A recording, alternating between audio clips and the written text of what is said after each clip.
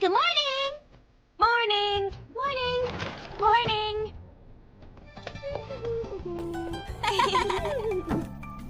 Good morning, Sakura. How are you? Tomoyo, good morning.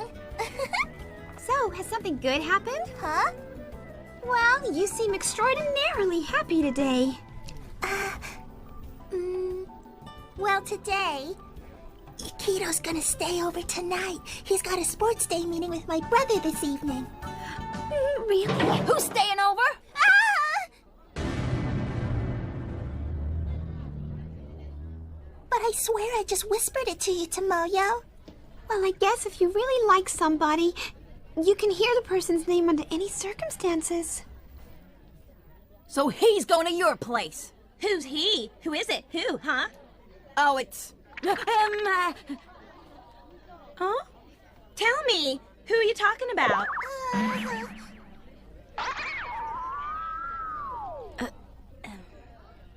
Huh? Hey, sorry to interrupt you guys. What? What do you want? Tomoyo, Yeah? there's a message for you from the music teacher. She said that she got the music room for you after school today. You practicing for a competition? Yeah. That's a lot of work for the choir staying late at night. Hey, can I come and watch, Tomoyo? That song that you played for me yesterday was absolutely beautiful. I'd like to hear more. Sure, I'd love you to come. We want to come too. I'd love to hear you sing. Yeah. Oh, I'm a very good singer, you know. Then why don't you come and join the chorus? I could, but the problem is I don't know any Japanese songs. The chorus? That reminds me. Did you hear? They saw one. One what? A ghost.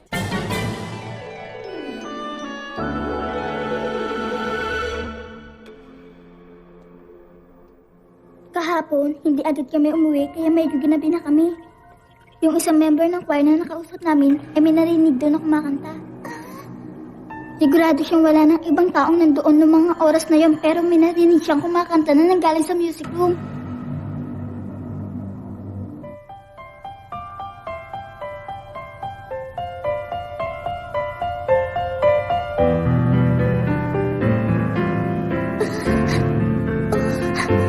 Tomoyo, alam mo ba ang tungkol dun? Sakura, alam ko matatakot ka kaya hindi ko na lang ito sinabi sa'yo. Wow! Maraming salamat. Maganda pa talaga kahit na piano lang ang ginamit ko. Opo, teacher, maganda po. Opo, galing niyo yung video. Okay, class. Mag-practice kayo sa bahay, ha? Para hindi kayo mahirapan sa test natin. Kakaiba akong nararamdaman. Opo, teacher. Okay, Nararamdaman mo, good. di ba? May kung ano sa kwartong to. Sa tingin mo ba isa yung clue card? Ano yun? May clue card sa loob ng classroom? Hindi pa ako sigurado kung clockard nga yun. Hindi yun, Multo, hindi ba? Kailangan siguraduhin natin. Gagawin natin yun kapag wala ng tao. Mamayang gabi. Ha? Mamayang gabi!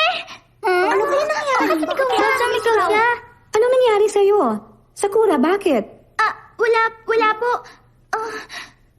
Pero kasi, takot ako sa dilim eh. Sorry po. May kumakanta sa music room pero wala naman tao? Sigurado ako, multo yun! Ano ba? Tumigil ka nga, Kero-chan! May nakarinig na may kumakanta sa lugar na yun ng ganong oras? Nakapagtataka naman, masama ang kutob ko doon. Alam mo ba, habang nagkaklase kami kanina, may naramdaman akong clue card sa loob ng classroom. At naramdaman din yun ni Lee. Okay, sige. Kung ganun, pumunta tayo doon mamayang gabi at huwag natin hayaan makuha ng batang yun ang card. Ayoko. Ano ka ba? Ang sabi mo ay clue card doon dahil naramdaman mo ito kanina. Kero-chan, paano kung hindi pala clue card yun? Baka mapahamak tayo. Alam mo kasi maraming nakakatakot na lugar sa eskwelahan namin eh. Pero galing na tayo doon nung inulit natin ang shadow card. Basta ayokong pumunta doon. Ano ka ba naman? Isa pa, dito matutulog mamayang gabi si Yukito. Kaya ayokong umalis ng bahay. Naku, malamig na Ikukuha kita ng mainit, Kairo-chan. Gusto mo pang uminom, hindi ba? Sandali lang, ah. Hoy, Sakura! Nakakainis! Nan?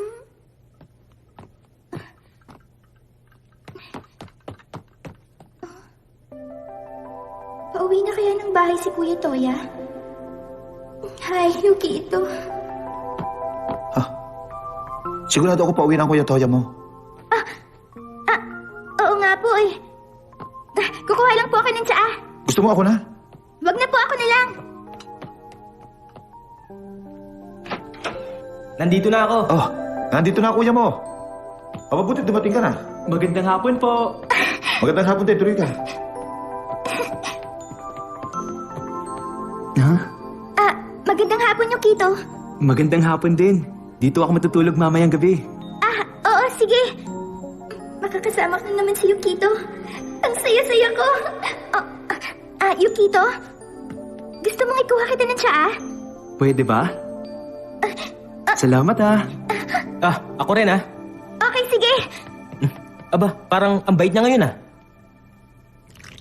Oo nga pala, Sakura. Alam mo ba yung kwento tungkol sa music room ng eskwelahan nyo? Yung tungkol doon. Bakit? Ano yun? May naririnig kasing kumakanta sa music room ng Tomoida Elementary School kapag gabi, Papa. Kumakanta? Isang linggo na daw po nilang naririnig ang kumakantang yon. Malapit na po kasi ang sports day namin, kaya marami pang estudyante ang abala at nasa school pa ng ganong oras. Sigurado ba kayo? Sabi po ng isang estudyante, may narinig daw siyang kumakanta na nanggagaling sa eskwelahang yon. Nung una akala niya hangin lang yon. Pero nung pinakinggan niya itong mabuti, may kumakanta talaga. At alam nyo ba, sabi ng mga taong nandun, narinig din nila to at sigurado silang nanggagaling yon sa Tomoida Elementary School. Anong oras yun? Mga alas 10 po ng gabi. Pero wala nang tao sa school ng mga ganong oras. Kaya nga sabi ng mga tao doon, multo daw yon. Sa tingin ko, talagang multo yon. Pero alam mo, sabi nila napakaganda daw ng boses ng kumakantang yon. Kaya nga gusto ko rin sana itong marinig eh.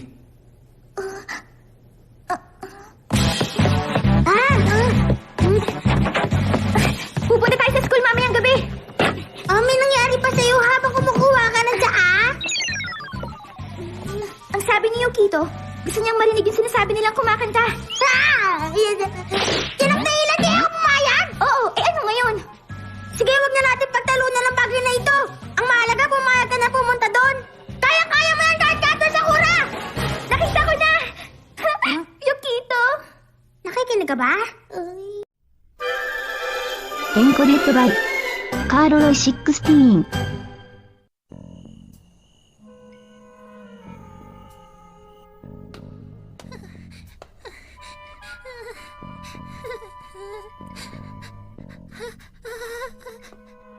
Aren't you afraid, Tomoyo?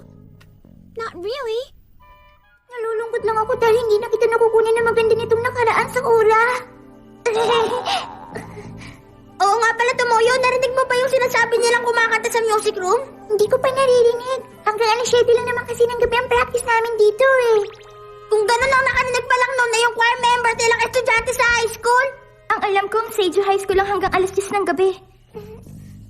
Alas 10 na ng gabi dito sa rilo ko.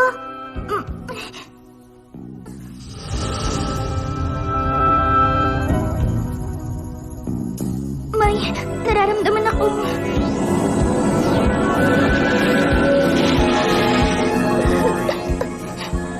Natatakot ako. Hindi ko kaya. Hoy!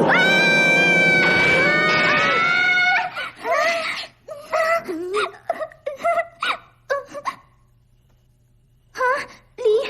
Maylin? Kinulat niyo naman ako. Hoy, kami ang kinulat mo sa kula! Okay yan ah. Suot mo na naman yung costume mo at dala yung espada. Nandito ka ba para huli ng klokad, bata? Huwag mo akong tawagin ganyan! Bakit ka nagagalit? Totoo naman ang sinasabi ko. Isa ka lamang bata at isinama mo pa ang isang to. Bakit hindi ba ako pwede sumama sa kanya dito, ha? Oo, hindi pwede.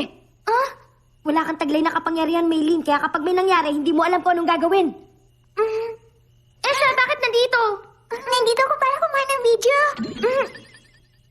Dapat pala dinala ko rin dito ngayon yung video cam ko. Ano ka ba, hindi kami naparito para maglaro? Dadalhin ko yun sa susunod. niyo ba yun?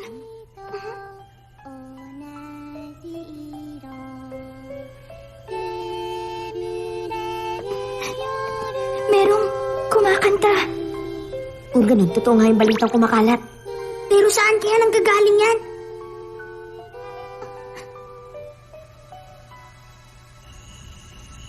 Alam ko na, sa building na yun. Tayo na, bilis! Maylin, sandali lang! Mauna tayo na dalawang batang yun! Bilisan mo na, Sakura!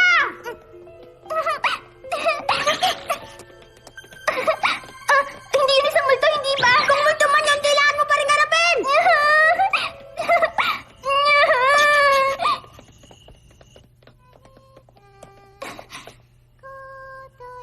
Nandito nga siya.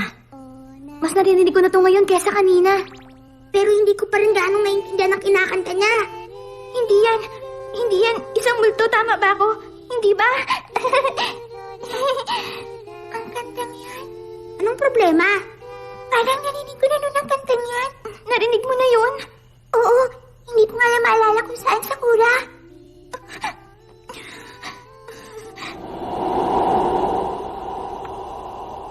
Sabihin mo, hindi yun isang multo, hindi ba? Hindi ako sigurado eh.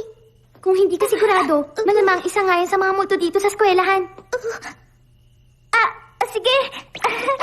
Hoy, teka, saan ka pupunta? Akala ko ba gusto mong i-record yung kanta, Sakura? Oo nga pala. Bakit mo naman i-record pa? Ha? Alam mo, gusto rin kasing marinig na kaibigan namin ang kanta. Siya si... Wala yun, narinig ko kasi maganda raw yung kanta. Umalis na tayo dito.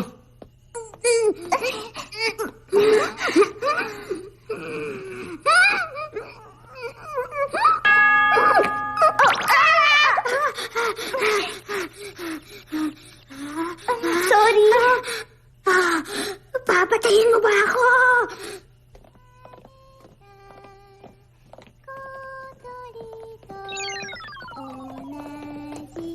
Malapit na tayo sa pinanggagalingan ng kanta.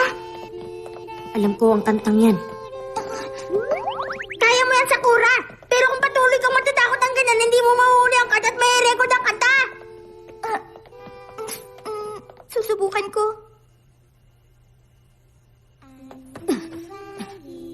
Tama ako, dito nga. Narinig ko na rin ang kantang yan dati. Ang kantang yan ay... Ay nako, pwede ba tumigil na nga kayo? Buksan na lang natin ang pinto.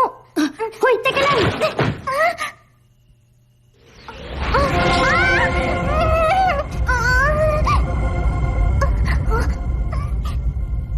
Biglang nawala. At nawala rin pa diyang kanta. Bigla mo kasing binuksan ang pinto eh. Gusto ko lang naman na. Pero alam mo kung bakit binuksan ni Millie ng pinto? Yun ay para marinig kong mabuti ang kanta. Alam mo ang kantang yun, Sakura? Kasi ang narinig nating kanta ay yung pinapractice ni Tomoyo. Oo, tama kayo niya ang pinapractice ko para sa nalalapit na concert. Paano nangyaring ang kanta na Tomoyo kinakanta ng... Ayan na naman. Nanggagaling sa taas! Tayo na!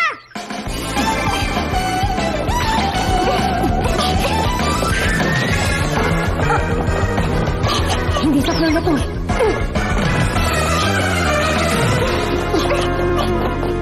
Ang boses na yan.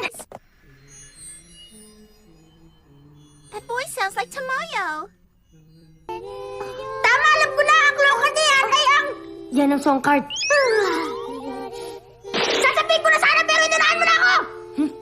Teka, ano bang mga bagay na kayang gawin ng song card? Ang song card ay kayang kumanta tulad ng naririnig natin. Bukod sa pagkanta, ano pa? Pagkatapos nun ay... Pagkatapos? Wala, yun lang. Teka, pero paano nangyaring boses yun ni Tomoyo? Alam mo, Sakura, ginagaya ng song card ang pinakamagandang boses na naririnig niya. Ang galing naman kasi talaga ni Tomoyo eh. Hoy, para malaman nyo, kaya ko rin kumanta, no? Isang malaking kahihiyan para sa song card ang gayahin ng boses mo. Ulitin mo nga sinabi mo. Ayan na, wala tuloy kasi simigaw ka!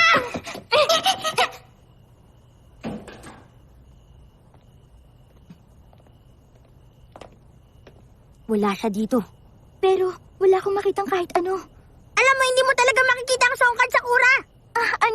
Kung ganon, paano natin huhulihin ang song card? Huwag kang magmadali! Tomoyo, pinapractice mo pa rin ba ang kanta mo hanggang ngayon? Oo, hindi ko pa rin makuha ang mataas na bahagi ng kanta. Alam ko na! Malino na sa akin ng lahat. Alam ko na ang dahilan kung bakit ginagaya nito si Tomoyo at nagpa-practice ang song card sa music room ay dahil hindi pa rin makuha ni Tomoyo yung mataas na bahagi ng kanta. Kaya nito ginagawa. Kung ganon, ang sipag pala ng song card na yan. Pero hindi tayo pwedeng tumayo lang dito at walang gawin.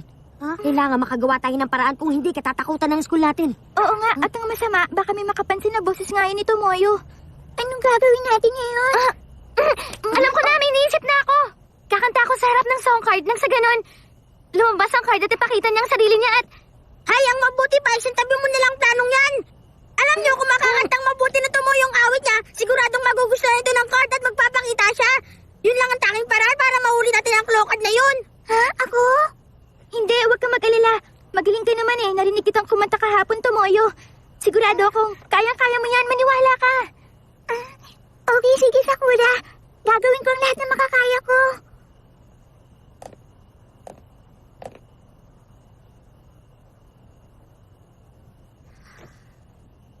Yoru no sora ni matataku遠い金の星。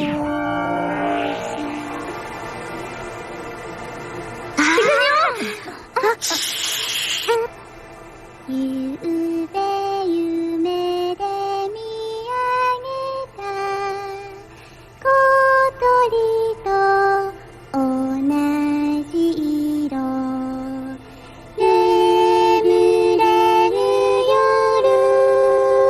にゆらりうらうるだあるは君の歌を夢の翼に乗って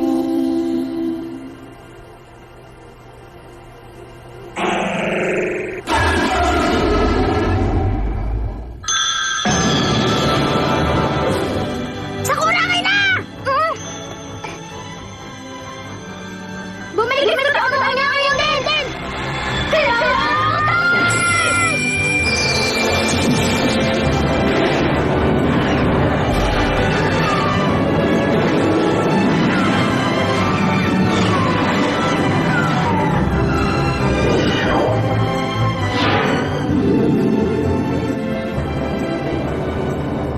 Ayos! Ang galing ng dalawa, Tomoyo, Sakura!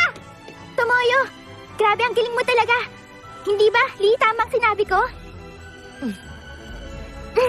Halos kasing galing ko pala siya kumanta. Hay! Nagmamayabang na naman ang isang tao dyan.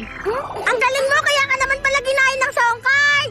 Maraming salamat, Derek yan. Kawawa ka naman. Wala kang nagawa sa pagkakataon ito kundi manood. Sa tingin ko, kailangan mo bang mag-practice para makuhuli ka ng card? Tumigil ka, Bubuit.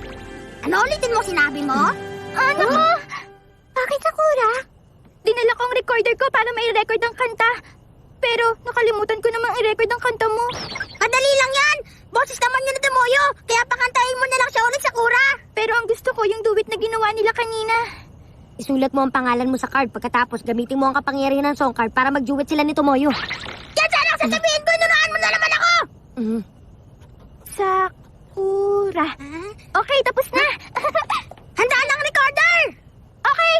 Teka, ano kaya kung sumali rin ako sa pagkanta nila, Tomoyo? May nagsasalita ba?